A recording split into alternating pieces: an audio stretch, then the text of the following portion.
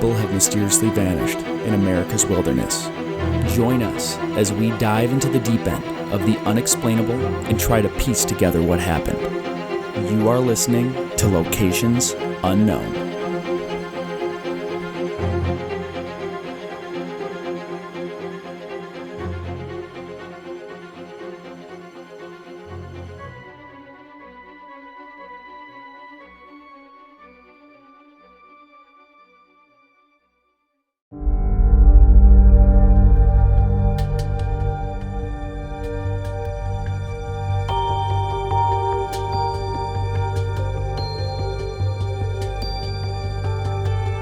What's up, everybody, and welcome back to another episode of Locations Unknown. I'm your co-host, Joe Irado, and with me, as always, is a man who uses a bell to tell Pavlov when to feed his dogs, Mike Van de Bogart. Thank you, Joe, and thank you once again to all of our amazing listeners for tuning in to Locations Unknown. Just a few updates here before we get going. First, we'd like to thank our new Patreon supporters. So we've got Allison Howell, Sayard Tanis, Rebecca Fisco, an anonymous California-based former NPS park ranger. The supporter didn't want their name revealed. Ellen Rickford and Heather Woolham. So thank you so much for supporting the show. Big things are happening this year. Thank you all. Thank you all. We always say this every episode. If you want to call our voicemail and leave a message about the show, about anything, you can call 208-391-6913. Yeah, just call and shout yourself out, shout your friends out. We'll probably play it. We will probably play it at some point. Quick correction here from episode 76. That was the case on Daniel Robinson from the Sonoran Desert. We had said a couple things about snake bite treatment at the 21-minute mark. And we obviously said the first thing you should do is seek medical attention. But then still do that. Still do that. That part hasn't changed. But we also mentioned using a tourniquet or mechanical suction if you can't get to a hospital. So many of you who listen, we had some calls, we had some emails correcting us on this. And according to the Wilderness Medical Society practice guidelines, both methods of treating snake bites are not recommended. So don't do what we just said about snake bites. Other than seeking medical attention. I'm going to have to change my bandana that shows to treat a snake bite, to tourniquet, and use a suction device. So if you want to learn more about how to treat snake bites, there's a huge study they did, and they have this manual and everything, and we'll post a link to it, and you can go read that. And thank you. We always will correct ourselves when we're wrong. We're not snake bite experts, so. Yep. You can just call and say, hey, you guys are wrong. Yeah. If you want to help. They were all very nice. Yeah. At least the ones I saw. No, they were all nice. They weren't angry correcting people. No, they were some of the nicest corrections. One gentleman spent a whole paragraph talking about how he loved the show, and then he's like, but hey, that's fine. Yeah. We're fine with constructive, proper criticism. We're fine with any criticism. Yeah, I don't care. Yeah. You gotta have thick skin. Yes. To do any of this kind of stuff. Finally, if you want to help support the show, you can join us on Patreon. We're gonna do a fun episode after this on a lady who went missing on the Appalachian Trail, and she just went off the trail like 90 feet to go to the bathroom and got lost. Survived for 22 days, but ended up passing away. And it's a really interesting case on things she did right, things she did wrong, stuff like that. So we're going to talk about that on the Patreon only episode. You got to get exclusive access. Yeah. You'll also be able to get that on YouTube memberships and premium subscriptions on Apple. So that's all I had. All right, everybody, let's gear up and get out to explore Locations Unknown.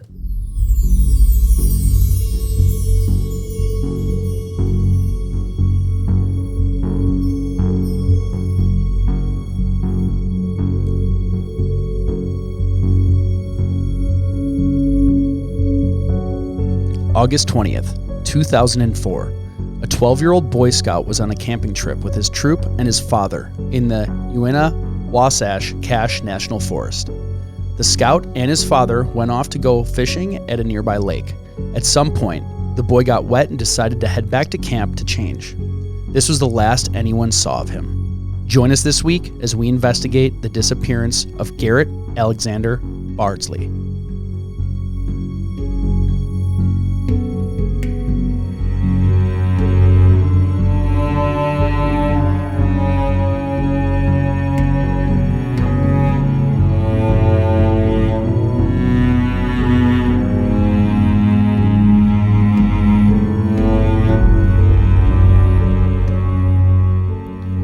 So the case this week is taking us all the way over to Utah, to the Uinta-Wasatch-Cache National Forest. I don't think we've done a case in Utah. Not that I recall. I looked it up. I don't think we have. Okay, well, if you looked it up, I'm going to go ahead and say that you got it right. So this sub-location, this is the Cuburant Lake. That's at an elevation of 10,426 feet. So it's a mountain lake that they were camping by and fishing at. I looked up the highest lakes in North America, and I think the reason why this one's not counted is because it's small. Because that's really it's up there. Yeah, I mean, I looked at the list. It would be like number 2. Oh, okay. So it's just not big enough to be. Need to be bigger or deeper or something to be counted. Well, so, I don't know if I agree. I don't know if I agree with that.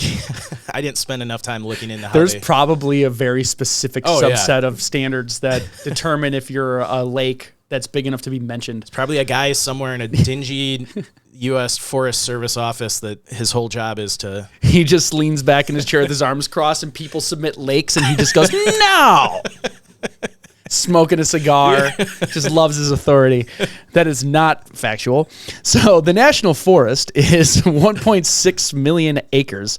If it was a national park, it would actually be the 10th largest and larger than the Everglades. So it does make up a substantial amount of space in Utah. It looks really cool, too. Yeah, somewhere I would hike. Yeah, I would totally go there. It was established in 1906 and sees around 9 million visitors annually, according to the Forest Service. The history of the area: long before the Europeans arrived, prehistoric Fremont Shoshone and Ute Indians lived in the valleys, following the fish in the lakes and streams and the big game of the surrounding mountains. Early mountain men, trappers, and explorers began to arrive in the 1820s.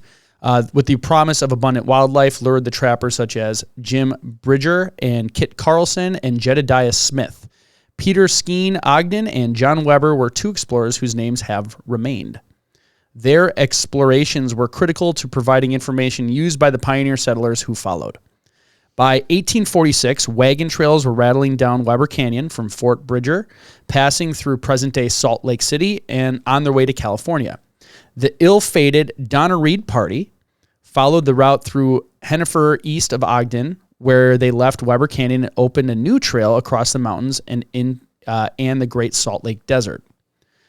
A monument in Emigration Canyon marks a spot where Brigham Young, early leader of the early Mormon Church, reportedly declared that this is the place to the first Mormon pioneers in 1847. That's where he found the tablets in his backyard. Is the Book of Mormon play. Yes. That's from Trey Parker and Matt Stone. They gave an interview on that, and they talked about how the Mormons took that play. Yeah, they're like, they took out ads in the thing. It's like, you saw the play, now read the book, where the ads, like, they were actually genius marketing. The play was really good. It was really good. No one has seen, if anyone listening hasn't seen it yet, and if it ever makes it to your city, go and see it. It's really good. So these early pioneers were also dependent on the resources from the forest to build their cities, irrigate their crops, and raise their livestock.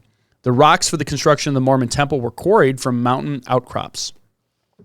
Throughout the forest, traces of early industry critical to the pioneers can be found, such as kilns used for producing mortar and cement and sawmills.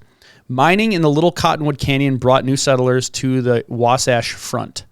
Unfortunately, a great deal of resource damage soon resulted from overgrazing and uncontrolled fires. Watersheds were so heavily grazed, and severe summer floods occurred and regularly polluted water supplies. Timber was free, and loggers removed all the choice trees. Presidential proclamation created the Wasatch National Forest in 1906 and the Cache National Forest in 1907 to protect the valuable resources. So good thing they did that. Yeah. Or they would have overlogged everything. The watersheds above Ogden City became so polluted that a major typhoid outbreak occurred. By 1923, the problem had become so bad with domestic cattle and sheep carcasses decomposing in the Wheeler Creek, a critical source of Ogden's drinking water, that local Ogden residents became determined to reclaim the land and restore the environment. Can you imagine? I mean, I know we still have our environmental problems with like the train derailment in Ohio, but all these protected lands, can you imagine going hiking and just, as far as the eye can see, just like decomposing cattle? Yeah. I mean, well, and this is, so I take an optimistic approach to life, or I try to at least. And how I look at it is, you can look at what we're doing now as terrible, the worst thing ever, or you can look at it as we're constantly getting better. Yeah. Because back then, I would say they weren't doing the stuff on purpose. They just didn't know. Yeah, they were like, yeah, this is just what we do. Yeah. And then they realize, holy cow, we all have typhoid. We can't drink the water. Yeah. The trees are all gone. Yeah. Everything's falling apart. Maybe we should conserve this more. And then that's how these efforts started. So, yeah, not good that the stuff happened, but we learned from the past. We're learning now. We're creating new chemicals and stuff that are causing problems, and we're learning, hey, maybe don't do that. Well, and it's cool to see that, if you went hiking in this area now, it's completely, it's rehabilitated, taken and back it's natural by again. nature. But yeah, I find it interesting how bad some of these areas were at the time of the forest creation. Yeah. I'm glad those times are over. I like the beautiful Yes. forests. So here's some interesting facts about Utah. In Utah, there's a town called Levin, and Levin is navel backwards. And Levin is in the center, or is the navel of Utah. So there you go. Got that going So for yeah, there. Sounds like that Mormon guy figured that one out. Yeah. Because of the state of Utah's high elevation and desert-like climate, its snow is dry and powdery. Hence, Utah claims to have the greatest snow on Earth. Approximately 75 million years ago, Utah was part of a landmass called Laramida. This landmass was hot, swampy, and full of dinosaurs, which makes Utah one of the best places in the United States to find dinosaur fossils. In fact, the world's largest raptor lived in Utah, known as the Utah raptor. It measured over 23 feet long, making it larger than any other known raptor. Terrifying. That is absolutely terrifying. Because let's assume it has half the ability of the Jurassic Park movie raptors. Well, that's still terrible. What's funny is, and someone probably who is a paleontologist will rip us a new one for this, but I saw a documentary that the raptors used, like actual raptors at that time were like dog-sized, and they had feathers. Okay, not like the terrifying ones. That's in like Jurassic the bird Park. theory comes from. Yeah, a lot of the dinosaurs back then actually had feathers, not what you see in Jurassic Park. Yes, and, there obviously were bigger raptors, but the ones they use in Jurassic Park were not like realistic. Mm-hmm. It wouldn't be very scary if they're getting chased down a hallway by a raptor the size of like a golden retriever. Well, if they have those claws, I guess. Yeah, those little. Who was the character that those little ones killed? Remember, they're like biting them, but there's like thousands of them. Yeah. So if you get a pack of dog raptors, he's the guy who plays the cosmonaut on Armageddon. Yes. Yes. I can't remember his name. Yes. And I have no idea why I know that. Yeah, because, well, don't talk about them, because last time you talked about one of your actors you like, they died like a day later. Yeah, I won't. Yes, don't even talk about him, because he's a great B-lister that I enjoy. He also was in one of the John Wick movies. Oh, you just ruined it. Probably two, I think. Yes, John Wick probably. 2. Yeah. So Utah, we'll go back to the facts. Utah. Wait, one last thing. Do Mormons not believe dinosaurs existed? Is that one of their tenements? I have no clue. We should probably look that up. You look it up, because I thought I just hit me. That would be kind of funny that it was founded in a state that literally has the most dinosaur fossils. I'm looking it up right now. You probably dug up the tablets next to a dinosaur fossil. Utah was the site of the nation's first department store. The Mormon leader Brigham Young founded the Zion's Cooperative Mercantile Institution, or ZCMI, in 1868 in Salt Lake City. The 130-year enterprise finally shut down in 1999 when the Mormon Church sold the store to the Macy's Corporation. Wow, that's a long run. Utah is the only state where every county contains some part of a national forest. That's awesome. The location of the first ever KFC wasn't in Kentucky, but 1,500 miles west in Salt Lake City, Utah. The iconic fried chicken recipe was first served in the cafe of Colonel Sanders' friend and Utah native, Leon W. Pete Harmon. Pete was his nickname. Utah has the third most national parks of any state after Alaska and California. That's actually pretty significant because of the size of Utah relative to the other two. Yeah. Like Alaska's huge. California's huge. So the fact that it's got that many parks means, it literally is. They're everywhere. Yeah. Salt Lake City, Utah has more plastic surgeons per capita than any other city in the United States. Utah is the second driest state in the United States after Nevada. On average, Utah has about 300 sunny days a year. I want to move to Utah. All right, let's talk about the climate. So, climate info is not really readily available for the National Forest, so this is going to be the climate of the small mountain town of Kamas, Utah, which sits at an elevation of 6,486 feet and borders the National Forest to the west. So our friends at the Köppen Climate Classification System said that this area is a warm, summer, humid, continental climate, abbreviated DFB on climate mats. The hottest temperature recorded was 101 degrees Fahrenheit on July 13th in 2002, while the coldest temperature recorded was negative 31 degrees Fahrenheit on December 21st, 1990. I want to move there. Yeah. Those do not seem extreme to me after living in Wisconsin. So just to cut in here, Mormons and dinosaurs, I've spent a whole minute researching this, so I could still be wrong, but the general consensus that Google immediate search says? The Google immediate search says that Mormons generally do believe in dinosaurs. Okay. So, all right. Maybe they found the tablets on a fossil. if we have any Mormons listening, let us know. Leave a voicemail and let us know what your beliefs on dinosaurs are. It's completely irrelevant. Yes. But we do want to know because I like learning things. I do. Hottest months are from May to September, where the average high temperature ranges from 65 to 84. Again, perfect temperatures. Coldest months are November through February, with average lows around 15, which is completely sustainable. Anytime it gets below zero is when I start losing it. Yes. Yearly average rainfall is 16.6 inches, and yearly average snowfall is 96.9 inches. The terrain, due to the sheer size of the Uinta-Wasatch-Cache National Forest, describing its geology is complex for the undertaking. Indeed, while the majority of the eastern and northern parts of the forest are the Western Rocky Mountain subrange, the westernmost extent of the forest is actually within the Great Basin ranges. The forest is located within the heart of most of the mountainous section of Utah, and it includes the vast majority of the mountains in and around Wasatch Front. So it's mostly mountains for most of this forest. Yeah. I'll skip through some of this because it goes into way too much detail. Interestingly, while the vast majority of the forest includes peaks that are part of the Western Rocky Mountains, including the Stansbury Mountains, actually part of the Great Basin. We said that in many ways the forest marks a transition zone between jagged peaks of the Rockies and the undulating range basin topography of the Great Basins to the west. So I can see where like those images are of how beautiful it is. It just has a little bit of everything. Yeah, it is kind of a mix. Which is awesome if you're like want to get a taste of all that stuff while you're hiking. Yeah. So some of the animals you will expect to see there: elk, mule deer, moose, mountain goats, coyote, black bear, bighorn sheep, cougars, and rattlesnakes. Now remember what to do with rattlesnake bites. We just started the show. Don't listen to us. Yeah. No. Use the new information. Use the new and seek medical attention first. Another thing, we've mentioned this in other episodes, but we don't talk about it all the time, widowmakers or trees. Yes. Falling trees and branches are an ever-present hazard when traveling or camping in the forest. You want to make sure you are not putting your tent underneath a tree that's leaning over the tent. Yes. It's more common than you think for a tree to fall, and then if a whole tree falls on you while you're sleeping, you will probably not make it. Yeah. They're big and heavy. Probably won't. Yes. Flash floods.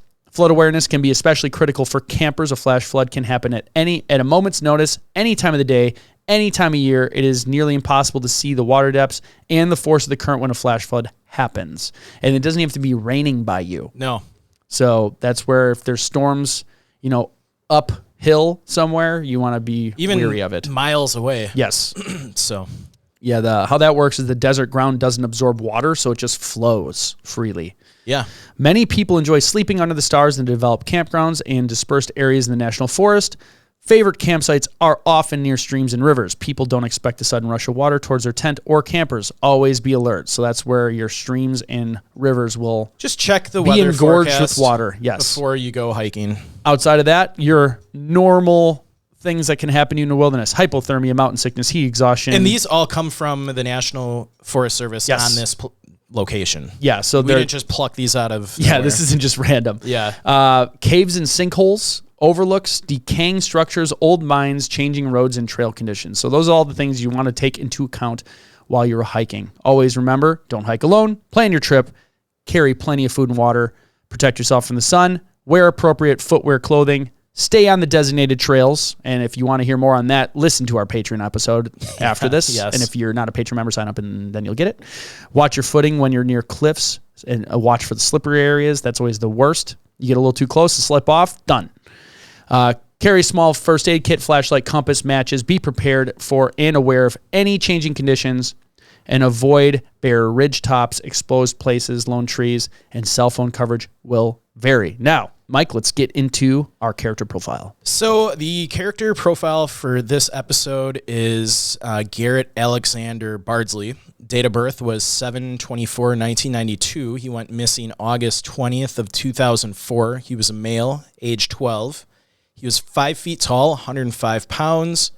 He had light brown hair, and it was down to his shoulders. He had hazel eyes.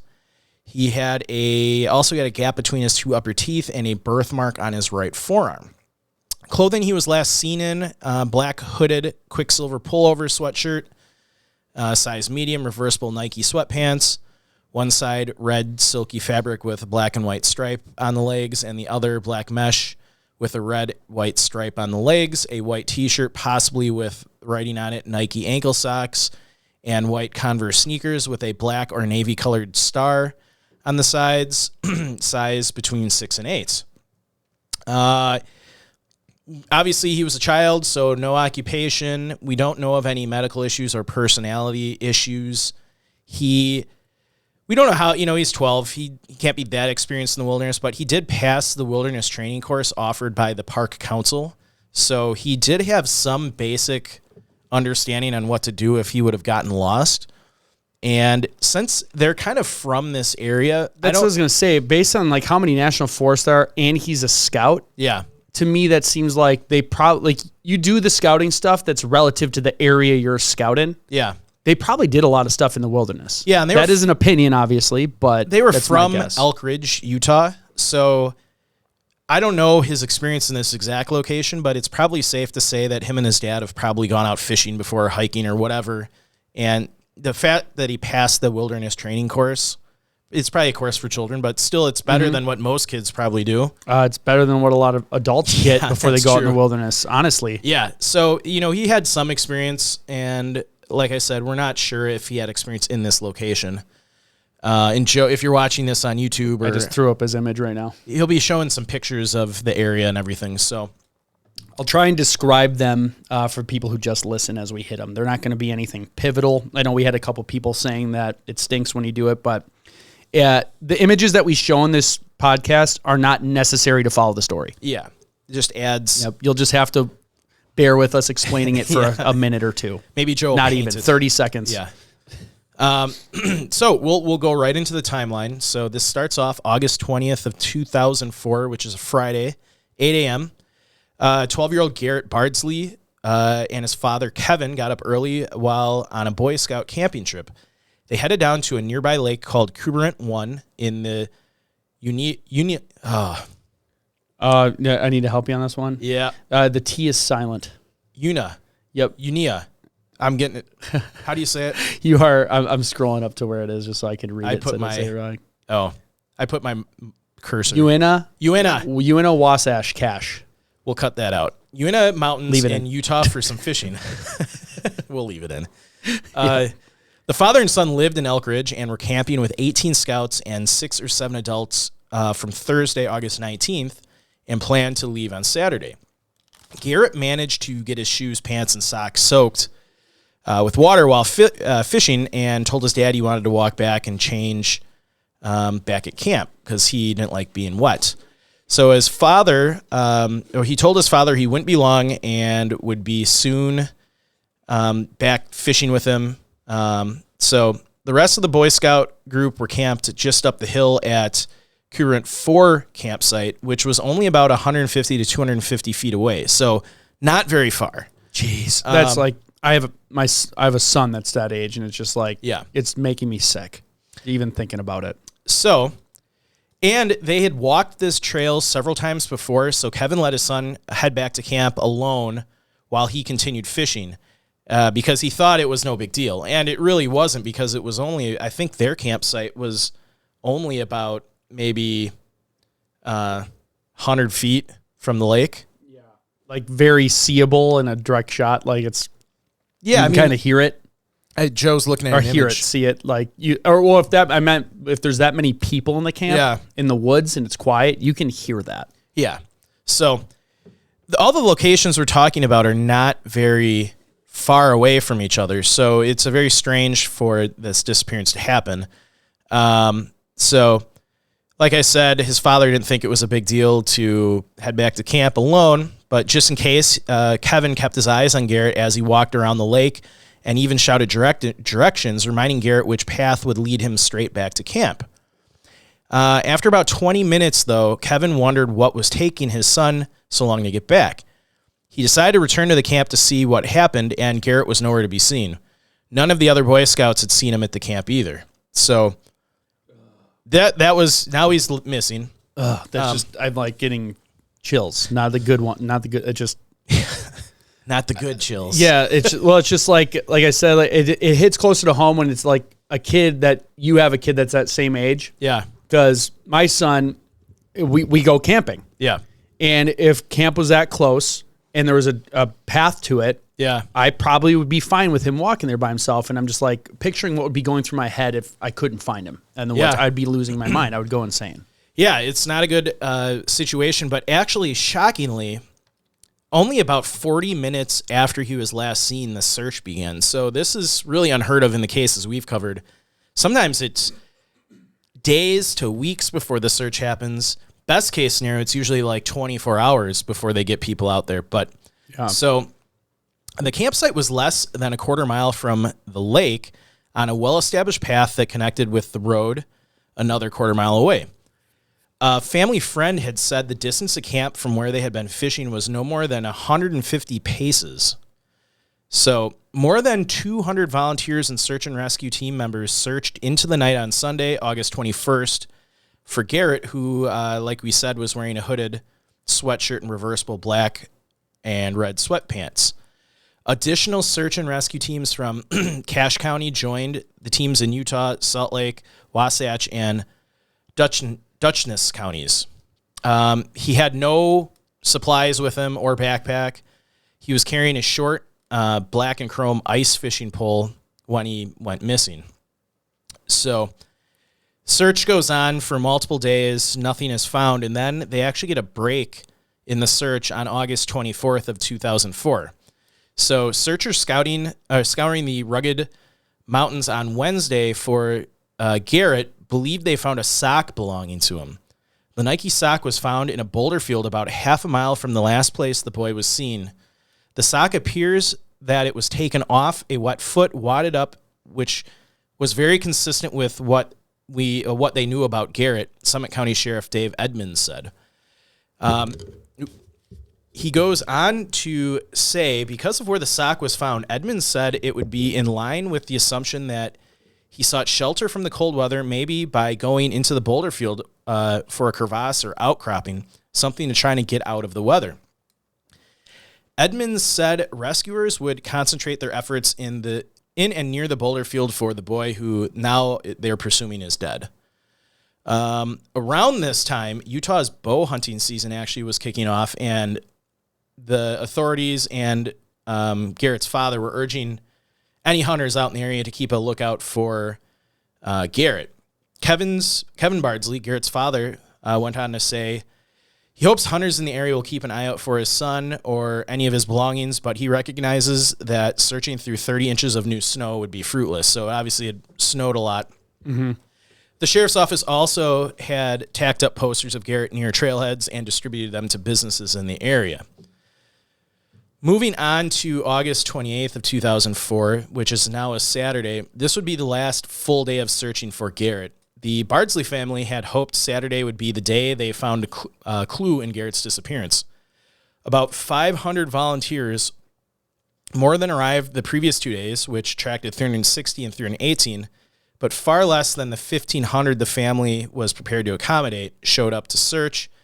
Most teams concentrated on the areas deemed to have a high probability of holding clues or a sector organizers felt hadn't previously been searched thoroughly. Volunteers were aware of Saturday's importance. Unlike Thursday and Friday, many search teams held a group prayer before departing for the rugged terrain in the mountains. Sadly, though, in the end, their prayers were not answered. Many bones presumed to belong to animals and scraps of clothing and garbage were collected over the 3 days, but Summit County Sheriff Dave Edmonds said none of it was related to Garrett. He was then quoted saying, "It leaves us believing he's still out there and we will make a find one day." It's now August 29th, 2004, just Sunday. The search was officially discontinued. They obviously found no sign of Garrett.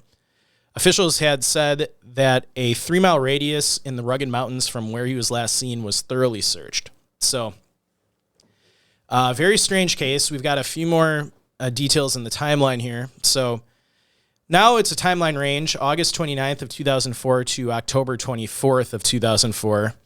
After the official search was halted, the family and a good number of dedicated friends and strangers continued search efforts, returning at least 2 or 3 times a week. We know, here's a quote from Kevin. "We know that is often discouraging at the end of the day when we haven't found him or any signs of him, but we want you to know that every area that we search gets us that much closer to finding him." That was written by the father on October 11th, which was posted on the findgarrett.org website. His father went on to tell the Desert Morning News that Friday that he is hoping hunters in the area will pay particular attention. So, you know, the hunting season, you do have a lot of guys, especially bow hunters, just out in the wilderness.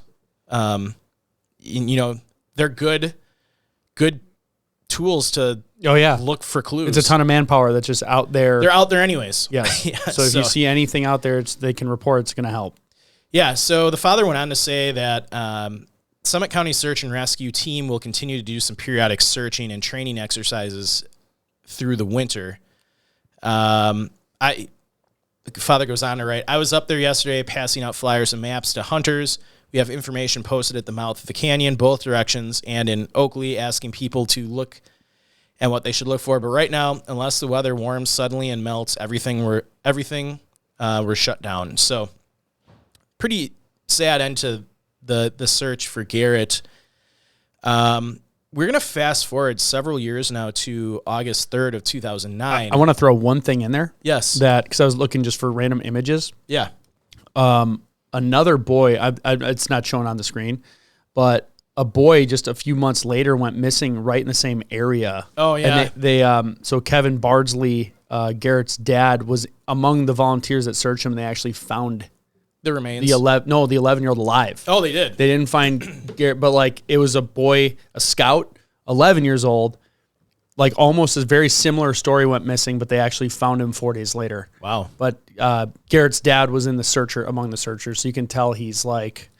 And that is a common thing we've seen in other cases where the parents will join in on searches for other people in the same area. Well, they know the pain. Yeah. Oh, and they know the area because they've been out there the area. Searching, they know, like, and I think they can relate to the parents of the other people. So he helped find that other kid. So that's kind of. If you go to their website, they actually have a list of people that have disappearances in that area that they've been tracking and updating. So they're continuing to try and help other people that go missing in this area. So, all right. So we're fast forwarding a couple years where originally people thought there might have been a break in the case. So like I said, August 3rd of 2009, the Summit County Sheriff's Office received a tip from the America's Most Wanted television program that Bardsley was spotted with 2 men at a grocery store in Nevada at the end of July.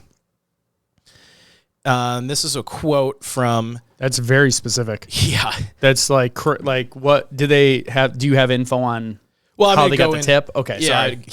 Getting ahead of me here. I am sorry.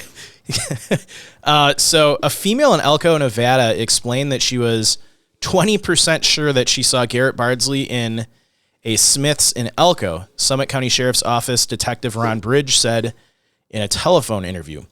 He goes on to say, we receive a lot of tips like this, but this one actually came through America's Most Wanted, so it was a little different for us. The Sheriff's Office sent an investigator to retrieve video footage from security cameras at Smith's Food and Drug Center in Elko. He went on to say, "We have seen the Smiths footage from their security camera. It's not 100% clear, but the possibility of it being Garrett Bardsley is very, very slim." So in the end, they ruled it out. But for a moment there, they thought, I mean, how amazing would that be to find out that he was alive? Yeah, that'd be incredible. And what kind of story led to that? Like, well, it would be crazy. It'd be good that he'd be alive, but it'd be clearly like a kidnapping of some sort. Yeah. And like, what's the syndrome where you actually start to like empathize with your kidnappers? Nightingale syndrome, or no, not that one. No, I'll look at it's similar to, like, I can't think of the word. Okay, I'll you keep going. I'll look it up. It's gonna, as soon as I look it up, I'll be like, oh yeah. So before we wrap up the timeline, I found a post on Stockholm syndrome. Stockholm syndrome. You were kind of close. I was talking about Florence Nightingale. Yeah. Well, Florence Nightingale syndrome is what is that one? That's a caregiver falls in love with a patient. Oh, so gotcha. it's similar. Yeah. It's someone falling in love with someone who they're not supposed to. Yeah. Necessarily. So I found this post from a gentleman named Dave on the website Backcountry Post. It was from June 17th of 2012. I don't normally include this kind of stuff in here, but he had pictures, and he actually did the hike and was pretty much standing in the same area that Garrett and his father would have been fishing in. So these are the direct posts from this gentleman, and Joe... I'll be pulling them all up. Joe will be pulling up some pictures that just to show the area. So this poster goes on to say, high elevation hiking in the Uinta. No, there's no T. Uinta. I'll never get that right. In mid-June, not something one can do every year. This quick out and back trip meant to capitalize on that. Nick and a coworker of mine both put the story of Garrett Bardsley back in my head, independent of one another. I'd covered the story when it originally happened, along with the deaths of Carol Weatherton and Kim Beaverly, which are two great mysteries of the area, which we'll probably have to check out at some point. Yes. Having never been to the Crubrant Basin myself, it seemed good to target for a day hike. I drove out to the North Slope on Friday night after work. Arriving late, I set up for a night sky shot, taking advantage of the moonless sky before heading off to bed. Morning came quick. I made it on the trail by about 8 a.m., round about the same time Garrett disappeared. There were only two other vehicles in the Pass Lake trailhead lot, and I passed no one on my hike into the basin. The trail, which later splits and also serves the Camas Lofty Lake Loop, crosses the edge of a beautiful space called Reed's Meadow. This is the headwaters of the main fork of the Weber River. It provides a commanding view of the 11,708-foot Reed's Peak due south. Joe's that's Reed's Peak up there. Showing that picture. For those listening, I'm showing a picture of Reed's Peak. Which is a giant mountain. Which is a mountain. Yes. That's your description. Yeah. Let's move on. So beyond the meadow, the trail ambles along to the southern base of the 11,340-foot Mount Marcel. It skirts along the lower slope of Marcel as it climbs and then drops into the Crubrant Basin.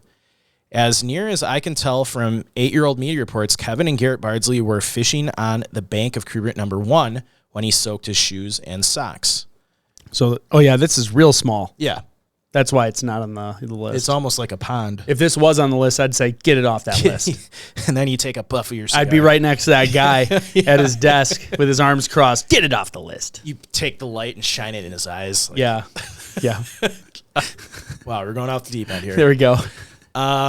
He goes on to say the rest of the Boy Scout group were camped just up the hill at Crubrant number 4, display image number 3. That is the other lake. The trail between the lakes is short but much more faint than the trail leading to the basin. This shows the rough location of the trail in relation to the lakes.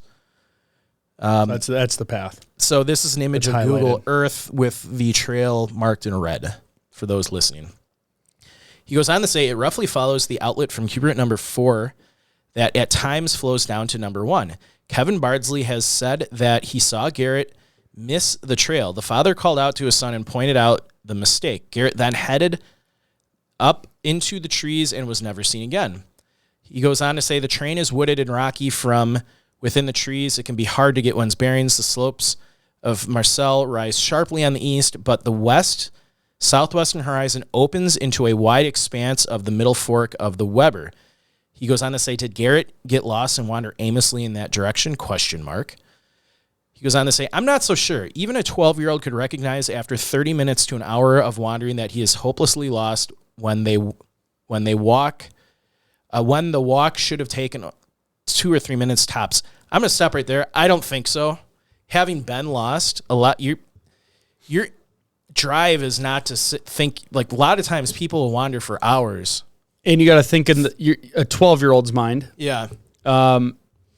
This is like the weird thing that comes into play that happens to people when they're in distress. They get embarrassed. Yeah. So that's where I think like an adult might start calling out. If he doesn't want to seem like weak or something like that, he might be like, I can figure it out, and then continue to go overly deeper. Confident. Yeah. Or even like still scared, but like, I don't want to call for... I just think of my boys. Like we don't treat them this way, but they're totally try and suck it up. Yeah. And I don't know if it's natural for boys or whatever, but I remember when I was 12, you want to be tough. You want to be seen as like macho, even though you're not because you're 12. But I could imagine, and this is just my opinion, this is not based on any fact, that if maybe he didn't think he was lost, or maybe he's like, okay, maybe I'm lost, but I can figure it out. Well, and at that age, I think this comes as you get older with wisdom. I did air quotes. And you looked right into my eyes. Yeah. When you're young, you don't necessarily think about where this could lead, like what terrible outcomes could happen from becoming totally lost. You're soaked. It's cold out. Like you're probably, you're not thinking those kind of thoughts. As an adult who's done, a decade of hiking, the second I'm lost, I'll be thinking about that. Yeah, and I think too, it's almost like movies make it worse because you think bad things happen and there's like a crescendo that like denotes a bad thing. Yeah. And in real life, when there's a death or an accident, it just happens. Yeah. And then it's like you have to process what's happening. Like a lot of the times, especially when you're lost, you're already in it.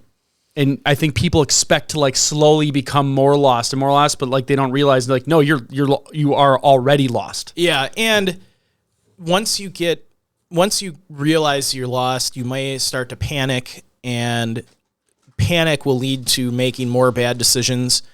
And that is in the case of an adult. Yes. Who, children's brains aren't fully developed yet. And I don't think it's reasonable to expect some adult brains aren't fully developed. I don't think it's reasonable, I don't think it's you should expect that a child would necessarily make the right decision in this kind of situation. I agree. Yeah, because they don't have the experience of it. They don't, they're not fully developed yet. So I could totally see him wandering around a while and then panicking and then wandering even more. Mm-hmm. So I got to find where I was. So yeah, I stopped. Right here, you can click on it. It says, because the base is an amphitheater, sound carries very well. Calling out from within a quarter to half mile of camp could have roused the troops. That's a good point.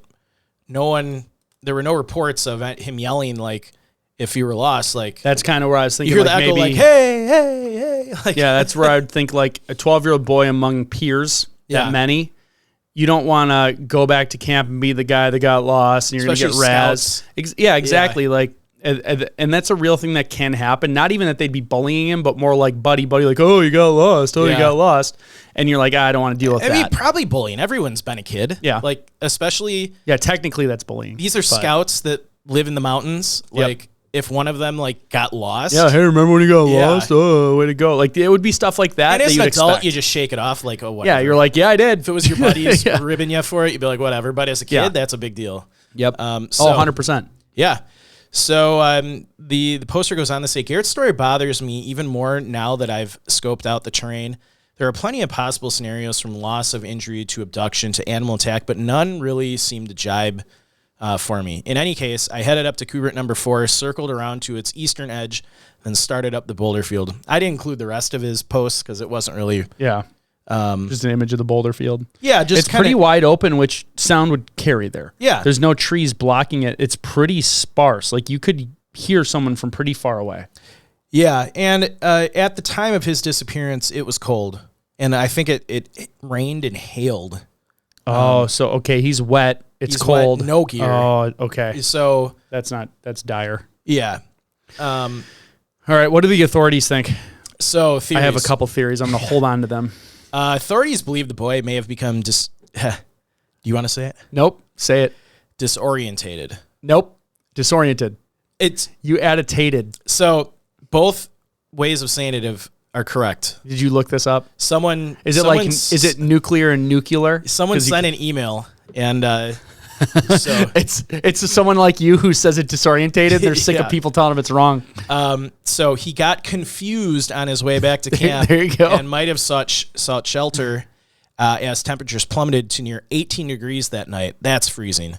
The mountainous terrain, about 50 miles east of Salt Lake City, has altitudes between 9 and 10,000 feet. The local police also ruled out kidnapping or abduction based on the evidence. So I think a pretty solid theory is in line with what authorities said is exposure. I think if he got lost and he's wet, there's absolutely no way he's surviving that night. Yeah. In 18-degree weather. He probably, I mean, that makes sense. Like, if they found a sock, he probably went into hypothermia and was starting to, Paradoxical undressing. taking socks off. And I think another possible theory we've talked about, they're very rare, but cougar and mountain lion attacks on children. Yeah. I saw a video. A 12-year-old's getting a large enough where it'd be 105 pounds. iffy. I saw a video. Yeah. Someone posted, I was looking on YouTube, and I saw a video someone posted of a mountain lion dragging a full adult deer. Like up a tree? Just- or just down a path? Like he had a trail camera out, Yeah. and the mountain lion just walked by dragging a full buck. Like, Yeah. So this will sound a little morbid, but I feel like you'd hear that. Yeah.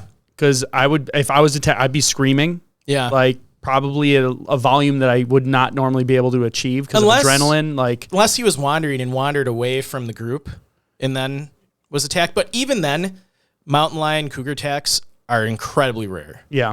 Especially in daylight. Mm-hmm. They're nocturnal, I believe. Yes. At least that's when I've seen them. But whenever I've seen the prints, they've always turned up after night. I went deer hunting as a kid. I know how heavy bucks are.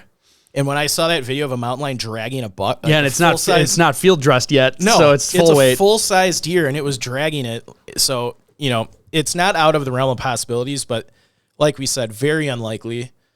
There are black bears in this area, but again, they're very afraid of people. They're not going to attack someone. Mm-hmm. I don't know. What do you think? First, I'm going to start with your pronunciation of disoriented. You're right and wrong. Ooh. The word you're saying is an entirely different word with the same meaning. Oh. There's disoriented and disorientated. They generally have the same meaning, but it's two separate words. Okay. So you're still reading the word wrong, but you're replacing it with the correct word for the meaning. Gotcha. So technically, I'm wrong for yelling at you. Oh, well, thank you. And I'll admit it. Even though you read it wrong, it still has the same meaning and it does exist. I'm never going to get that word right. It's so stupid. Like our last episode, Yeah. our 1000th episode, right before we retire. Yeah. You'll say it correctly. I'll be like, I knew it all along. All right. So my not off the deep end theory, I really think in this case, based on the images I saw, obviously I've never been there, so there could be things I don't know. Yeah. I am starting to lean more and more towards some sort of crevasse or fall Okay. where if he went off path, Yeah. so he's off path, if he went into that boulder field and dropped down like a 20-foot drop, that's real small, maybe get knocked out or injured enough where he can't call out and then unfortunately perish there. To me, that's like the most reasonable based on the images I've been looking at because it's so sparse. And I've been into areas when I was trying to do Knife's Edge, we were up in a outcropping that was very similar to this terrain. Yeah. With more trees than this. Yeah. And we didn't get separated, but our group split up and we were taking two different paths. And we could communicate to each other by yelling the entire time, and there was a significant distance between us. Yeah. much more than any of the stuff I was seeing here on the map. Yeah. So that tells me, okay, if he's lost and they're calling for him and marching around, he would have been able to hear it. And if he wasn't injured, he probably would have been able to call back. So my gut's telling me it's some sort of accident or injury that left him unconscious. Yeah. Long enough to maybe when he comes to, if he even does, he's hypothermic now and can't do much. Yeah. Or unfortunately, he got knocked out and just perished wherever that accident occurred. That's to me like... I think that's pretty in line with what the authorities think. Okay. I mean, they think he got confused and wandered. I mean, I think I'm in kind of the same train as you. I think he got turned around. He's wet with no gear. Yeah. I mean, no gear in that cold. Okay. Odds are still really low, but possible. We've seen it in this show where people have survived for multiple nights with no gear and cold. Yeah, that guy in Mount Rainier. Exactly, but they're dry. Wet is and he had gear. Yeah. Wet is an entirely different story because the clothes aren't going to dry out. I believe the weather was already like cold that day. So yeah, that's what you said before. So if it was already cold towards the end of the day, he gets wet and gets lost. Yeah. That's the biggest recipe for disaster ever. And the authorities think, I mean, you could see for a small child, there might be lots of little things you could climb into, like, and you're thinking like, oh, I'm going to hold out for the night in this little cave. And even then, sitting on those rocks will absorb all your body heat. Like, you don't want to lean up against those rocks. You don't want to even touch those rocks because you want to go to like moss or like grass, something that's insulated.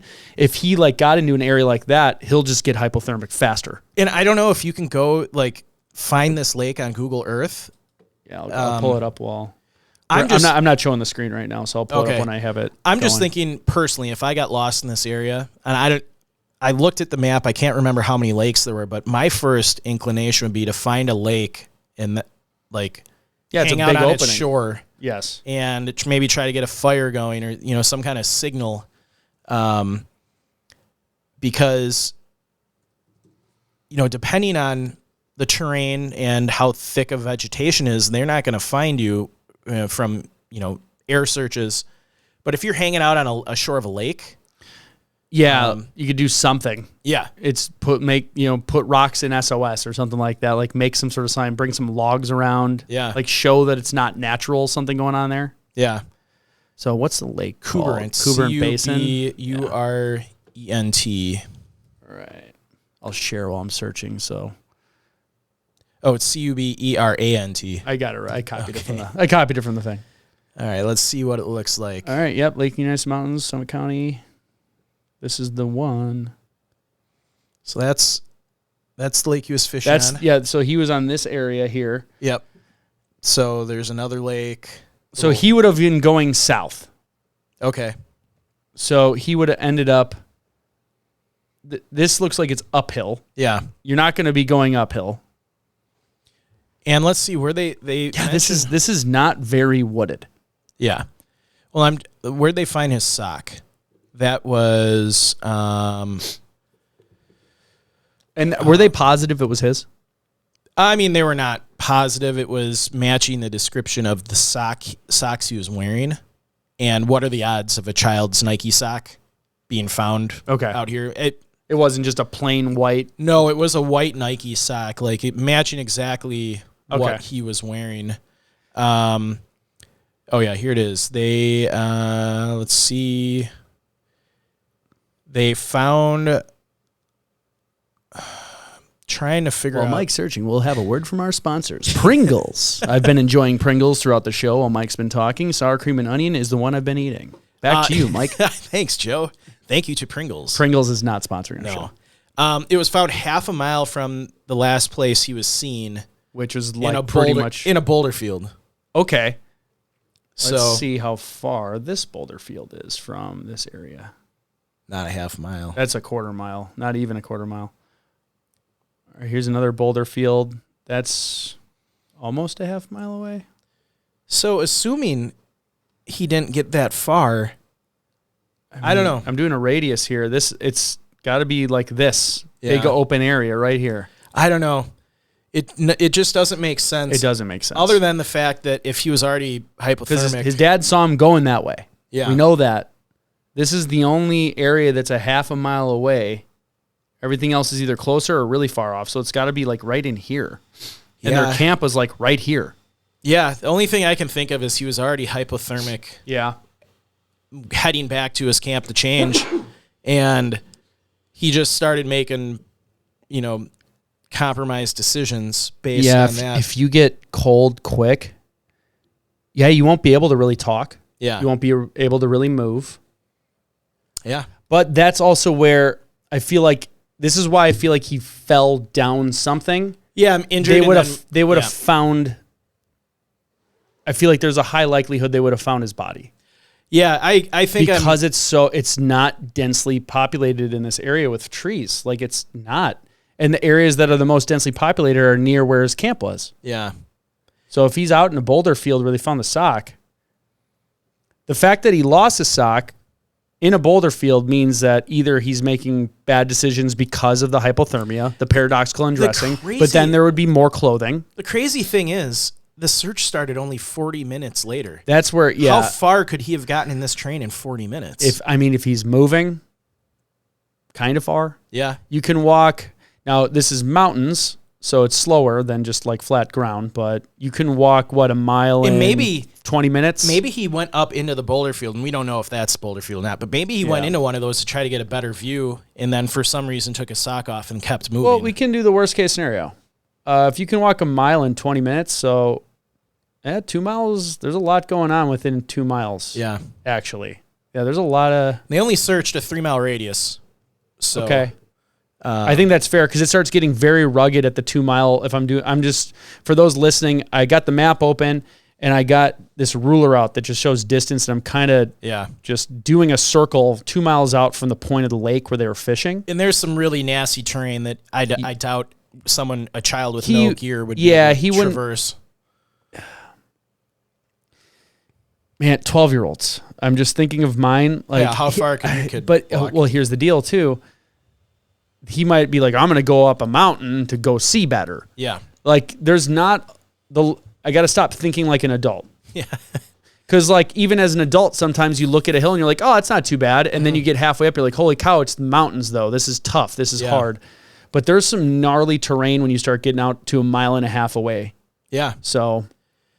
And they pretty much searched a 3-mile radius of this area. But you can see 3-mile radius is a lot of unforgiving terrain. Yeah, and I would hope that, when you get to like a mile away, you realize you're nowhere near where you're supposed to be. And what is that? Is that a road that's named? That's a river. Weber River.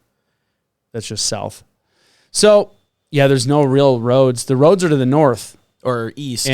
But really far east. Yeah. You'd have to cross the river or go over that mountain, Mount Marcel. So... chances are... I think he fell down something. And he fell into an area that they weren't easily able to find him. Yeah. Unless you're like right on top of it. That's kind of what I... 04, it's been what? 19 years now? No, they haven't found anything else. No remains or anything? They haven't even found the fishing pole. So... yeah. Which doesn't mean anything, but... it's something that would survive the elements longer. It's a remote area. It's not like he's in Yellowstone or Yosemite, but but you got to think people are camping up here. Yeah, the puzzling thing is just how quickly the search started, and they still couldn't find him. That's so sad. Actually, I'm more on your train now. That leads me to think that he suffered some kind of accident or fall. Something pretty quickly from when he went missing. Yeah, well, and that's the only reason I keep saying like a hole is I think something definitely debilitated him to the point where he couldn't speak or yell or move. Yeah. But then they couldn't find him. And that's where I'm like, he's got to be under a thing. Now, they did say there was a bunch of snow that came within the couple days. So maybe it's not down a hole, but it could be like in like a depression. Well, even the Forest Service in their documents about safety in the forest talk about old mine shafts and things. Yeah. He could have stumbled across an old mine shaft that was covered with some, lightly covered with some debris. Maybe like went to check it out even. Or didn't even know it, like stepped on it. Yeah. I don't know. I'm with you on that one. I think the authorities are, one of those, like, it's like a perfect storm tragedy. Yeah. Like. And the search happened. So that's what I can't wrap my head around. The search happened quick. Based on the terrain within a 2-mile radius, Yeah. he's not moving very far. No. He's not covering ground. Not if he's wet. I was being generous by giving him the 2 miles, saying, Yeah. okay, you can do a mile every 20 minutes. The search started at 40. They're That's calling on, like, for him. flat terrain. Yeah, that's if you're walking around the block. Yeah. Not So- panicked. Yeah, not panicked, not semi-hypothermic, wet, Cold, hungry. confused, scared, Yeah. all of those things. So, that poor kid and the Yeah. dad and the family. Well, I don't know. Do you have you don't have an off the deep end, do you? I don't even have there isn't even anything I could come up with that would be off the deep end. I don't think it was animal attack. I mean, Yeah. I don't think it's kidnapping. Yep. I think tragic accident. Yeah. And they just have not recovered the remains yet. So, Yep. Well, thanks again for tuning into our show. We appreciate you all for listening and sharing locations unknown with your friends and family. Be sure to like and follow us on Facebook, Instagram, Twitter, and YouTube, where you can find the videos of each episode. Also, if you'd like to support the show monetarily, please visit our website or Facebook store to buy some cool swag. Additionally, you can subscribe to our Patreon account, on YouTube subscriptions, and the Apple subscriptions, where you'll have access to special events, additional shows, and paid customers will also get some cool swag just by being a paid customer.